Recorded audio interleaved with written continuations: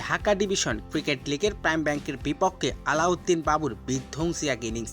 50 ওভারের ম্যাচে 50 রান করার পথে কারো স্ট্রাইক রেট 150 হলে তাণ্ডবীয় এক ইনিংস বলা যেত, যেখানে বাবু 78 রান করেছেন 243 স্ট্রাইক রেটে। বাবুর ইনিংসটা ছিল আত্মবিশ্বাসের চেয়েও বেশি কিছু নয়।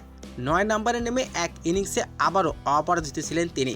তার দল পার্টেক্স স্পোর্টিং ক্লাবের 300 ছাড়িয়ে জয় পেয়েছে 3 উইকেট হাতে রেখেই। প্রাইম ব্যাংক করেন 299 রান, জবাবে 303 রান করেছেন তারা আবারও পূর্ণ 2 ওভার হাতে রেখেই জয় নিশ্চিত করেছে। 299 রানের জবাবে ব্যাটিং করতে নেমে পার্টেক্সের শুরুটা ভালো হয়নি। বিশাল লক্ষ্যে তারা করতে নামায় দলটির স্কোরবোর্ডে 74 রান জমা করতেই 2 উইকেট হারায়। 4 নম্বরে আলাদিন করেন 15 রান, 2 উইকেট নিয়ে আরাফাত সানি। সেই বিপদ থেকে দলকে টেনে তুলেন রুবেল মিয়া, দলের অধিনায়ক সাব্বির রহমান। তাদের মধ্যে হয় 78 রানের জুটি। সাব্বির রহমান 43 বলে করেন 53 রানের বিধ্বংসী ইনিংস। তবে এদিন জয়ের নায়ক ছিলেন আলাউদ্দিন বাবু। মাত্র 78 রান করেছেন তিনি 32 বলে, ব্যাট করেছেন 243 স্ট্রাইক রেটে।